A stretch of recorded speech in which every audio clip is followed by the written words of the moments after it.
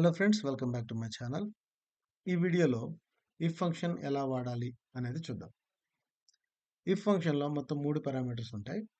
వాటిని formula structure గనక మనం చూస్తే 3 పారామీటర్స్లో మొదటిది logical test, value if true, value if falls.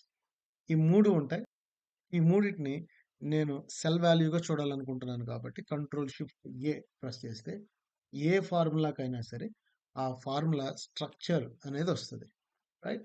So నాకు విజిబుల్ అవుతుంది ఫార్ములా స్ట్రక్చర్. దీని ప్రకారం నేను ఫస్ట్ పారామీటర్ లాజికల్ టెస్ట్ ని ప్రొవైడ్ చేయాలి. దాని తర్వాత value if true, value if false. All right. ఇక్కడ నేను ఒక సెనారియోని తీసుకున్నాను. ఏంటంటే అమౌంట్ అనేది 3000 కంటే పైబడి ఉంటే హై వాల్యూ అనే వర్డ్ ఈ కాలంలో నాకు రావాలి. ఒకవేళ కాకపోతే 3000 కంటే తక్కువ ఉంటే అక్కడ నార్మల్ అనే వర్డ్ డిస్ప్లే అవ్వాలి. డేటా సెట్ విషయానికి వస్తే ఇది ఒక రీటైల్ స్టోర్ డేటా. ఇందులో order ID, customer name, member ఇలా మిగిలిన కాలమ్స్ అన్ని ఉన్నాయి కాబట్టి దీని మీద మనం ఇఫ్ ఫంక్షన్ వాడి రిక్వైర్మెంట్ సాల్వ్ చేద్దాం. Let's write the formula equal to if. Logical test లో మనకి ఫస్ట్ కండిషన్ ఏంటి అంటే అమౌంట్ గ్రేటర్ దాన్ 3000. ఈ అమౌంట్ కాలంలో ఉన్న ఈ వాల్యూ 3000 కంటే ఎక్కువ ఉంటే కామా వాల్యూ ట్రూ ప్లేస్ లో ఒకవేళ 3000కి పైబడి ఉందనుకోండి, ఇక్కడ ఏం రావాలి? హై వాల్యూ అనేది రావాలి. సో ఇన్వర్టెడ్ కోట్స్ లో హై వాల్యూ అనే వర్డ్ ఇస్తాను. ఒకవేళ 3000 కాకుండా ఇంకా తక్కువ ఉంటే ఇక్కడ ఉన్న సినారియో ప్రకారం నార్మల్ అనే వర్డ్ రావాలి కాబట్టి ఇన్వర్టెడ్ కోట్స్ లో నార్మల్ అనే వర్డ్ ఇచ్చి నేను క్లోజ్ పెరెన్సిస్ ఇచ్చి ఎంటర్ కొడతాను. Now I got a value. I'll send this value for remaining rows. All right. Let's go for a check. ఇక్కడ హై వాల్యూ అని వచ్చింది, ఇక్కడ నార్మల్ అని వచ్చింది. చూద్దాం. ఈ వాల్యూ 3000 కంటే పైబడి ఉంది కాబట్టి హై వాల్యూ అనేది వచ్చింది. 850 అనేది 3000 కంటే తక్కువే కాబట్టి నార్మల్ అనేది వచ్చింది. 5400 3000 కంటే పైనే, 1200 తక్కువ. సో ఇలా ఎక్కడైతే మనకు 3000 కంటే పైబడి ఉన్న ప్రతి వాల్యూను కూడా హై వాల్యూ అనే వర్డ్తో కేటగరైజ్ చేసాము. లేని చోట నార్మల్ అనే వాల్యూతో కేటగరైజ్ చేసాము. ఈ ఎగ్జాంపుల్లో ఒకటి కంటే ఎక్కువ కండిషన్స్ ని ప్రొవైడ్ చేసి ఎలా ఈ ఫంక్షన్ రాయొచ్చో చూద్దాం. ఇక్కడ సినారియో చూస్తే ఫస్ట్ కండిషన్ ఏంటంటే కస్టమర్ అనేవాడు ఖచ్చితంగా మెంబర్ అయి ఉండాలి. అది మొదటి కండిషన్. రెండవది అమౌంట్ అనేది 3000 కంటే ఎక్కువ ఉండాలి. అలా అయితే గివ్ 10% డిస్కౌంట్, లేకపోతే నో డిస్కౌంట్ అనేది డిస్ప్లే అవ్వాలి. ఇది నా రిక్వైర్మెంట్. దీన్ని మనం ఇఫ్ కంబైన్డ్ అండ్ ఫంక్షన్ తో మనం దీన్ని సాల్వ్ చేద్దాం. Let's write the formula equal to if. Logical test place లో నేను అండ్ ఫంక్షన్ వాడుతున్నా. అండ్ ఫస్ట్ కండిషన్ ఏంటంటే customer should be a member. అంటే ఈ మెంబర్ కాలంలో ఎక్కడైతే ఎస్ అని ఉంటుందో అతని మెంబర్ అని అర్థం కాబట్టి C2 అంటే మెంబర్ కాలంలో ఉన్న ఈ వాల్యూ ఎస్ అయినప్పుడే. రెండవ కండిషన్ ఏంటి? అమౌంట్ అనేది 3000 కంటే ఖచ్చితంగా పైబడి ఉండాలి. ఇది రెండవ కండిషన్ కాబట్టి దాన్ని కూడా యాడ్ చేద్దాం. అమౌంట్ గ్రేటర్ దాన్ 3000. ఇక్కడతో నా రెండు కండిషన్స్ పూర్తయిపోయాయి కాబట్టి సినారియో ప్రకారం ఈ రెండు కండిషన్స్ ట్రూ అయితే 10% డిస్కౌంట్ అనేది డిస్ప్లే అవ్వాలి, లేకపోతే నో డిస్కౌంట్ అనేది డిస్ప్లే అవ్వాలి. కాబట్టి దీన్ని ఈ వర్డ్ ని అలాగే నో డిస్కౌంట్ అనే వర్డ్ ఫార్ములాలో వచ్చేలాగా మనం డబల్ కోట్స్ ఇన్వర్టెడ్ కోట్స్ లో పెట్టి రాద్దాం. ట్రూ అయితే 10% డిస్కౌంట్ అనేది రావాలి. కామా ఒకవేళ కాకపోతే కస్టమర్ మెంబర్ కాకపోతే అలాగే అమౌంట్ అనేది 3000 కంటే తక్కువే ఉంటే నో డిస్కౌంట్ అనేది రావాలనుకున్నాం కాబట్టి నో డిస్కౌంట్ అనే వర్డ్ పెడతాను. Close parenthesis enter. So 10% discount. నేను ఈ ఫార్ములాని మిగిలిన రోస్ అన్నిటికీ అప్లై చేస్తాను. సో నో డిస్కౌంట్ అనే వాల్యూని ఒకసారి చెక్ చేద్దాం. ఈ వాల్యూని తీసుకుంటే ఈ రెండింటిని మనం చెక్ చేయాల్సి ఉంటుంది. మొదటి కండిషన్ ఏంటి? కస్టమర్ ఈజ్ మెంబర్ అంటే కస్టమర్ ఈజ్ మెంబర్ అంటే నో ఉంటుంది కాబట్టి yes this is false. Second condition 3000 కంటే పైబడి ఉండాలి. ఇక్కడ నంబర్ 850 ఉంది. సో రెండు కండిషన్స్ ఫాల్స్ అవుతున్నాయి కాబట్టి ఇక్కడ నో డిస్కౌంట్ అనే వాల్యూ వచ్చింది. That means hour formula is working super fine. ఈ ఎగ్జాంపుల్‌లో మనం ఇఫ్, విత్, ఆర్ ఎలా వాడొచ్చు అనేది చూద్దాం. సినారియోని చూస్తే పేమెంట్ మోడ్ గనక యూపీఐ ఆర్ కార్డ్ రెండిట్లో ఏదైనా పర్వాలేదు. ఆర్ అనంటే అర్థం ఏంటి? రెండిట్లో ఏ ఒక్కటి ట్రూ అయినా పర్వాలేదు అని అర్థం. Either it should be UPI or it can be card. ఈ 2 కండిషన్‌లో ఏ ఒక్కటి ట్రూ అయినా సరే రిజల్ట్‌గా డిజిటల్ పేమెంట్ అనే వర్డ్ రావాలి. లేకపోతే క్యాష్ పేమెంట్ అనేది రావాలి. దీన్ని ఎలా ఇంప్లిమెంట్ చేస్తాము అనేది ఇప్పుడు చూద్దాం.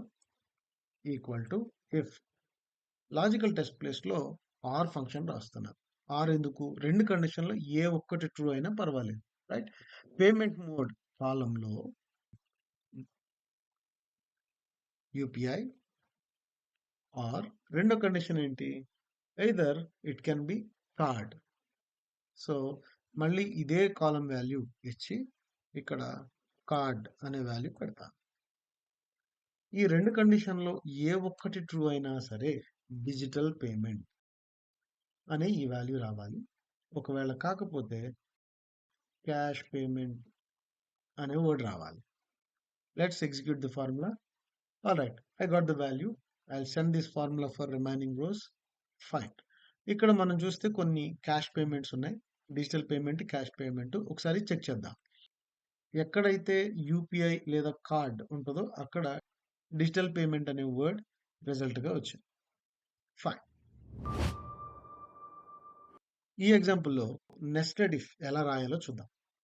సినారియోని గనక మనం చూస్తే ఇక్కడ మల్టిపుల్ కండిషన్స్ ఉన్నాయి. అమౌంట్ అనేది 5,000కి పైబడి ఉంటే 15% డిస్కౌంట్ అని రావాలి. ఒకవేళ అమౌంట్ అనేది 3,000కి పైబడి ఉంటే 10% డిస్కౌంట్ ఇవ్వాలి. అమౌంట్ అనేది 1,000 రూపీస్ కంటే ఎక్కువ ఉంటే 5% డిస్కౌంట్ ఇవ్వాలి. ఒకవేళ ఈ 3 కండిషన్స్ కాకపోతే నో డిస్కౌంట్ అనేది రావాలి. దీన్ని ఫార్ములా వాడి ఎలా చేయాలో చూద్దాం. ఈక్వల్ టు ఇఫ్ మొదటి కండిషన్ ఈ అమౌంట్ కాలం 5,000 కంటే ఎక్కువ అయితే 15% అని రావాలి కాబట్టి ఇన్వర్టెడ్ కోట్స్‌లో 15% అనే వర్డ్ ఇస్తాను. దీని తర్వాత వాల్యూ ఇఫ్ ఫాల్స్ ప్లేస్‌లో అగైన్ ఇంకొక ఇఫ్ కండిషన్ స్టార్ట్ చేసి లాజికల్ టెస్ట్‌లో రెండవ కండిషన్ రాస్తాను. అంటే ఈ కండిషన్ నేను రాయబోతున్నాను. అమౌంట్ గ్రేటర్ థాన్ 3,000 ఈ కాలమ్ మీద నేను రాయబోతున్నాను. Let's write it. Again amount greater than 3,000 3,000 కంటే ఎక్కువ అయి ఉంటే 10% డిస్కౌంట్ అనేది డిస్ప్లే చేయాలి కాబట్టి 10%. That's fine. మూడవ కండిషన్ 1000 కంటే ఎక్కువైతే ఈ కండిషన్ అనేది చెక్ చేస్తున్నాను ఇప్పుడు. ఈ వాల్యూ ఫాల్స్ ప్లేస్‌లో నేను మూడవ కండిషన్ రాస్తాను. If this value greater than 1000 అయితే 5% అనే వర్డ్ నాకు రిటర్న్ కావాలి. ఇక్కడితో మూడో కండిషన్ అయింది.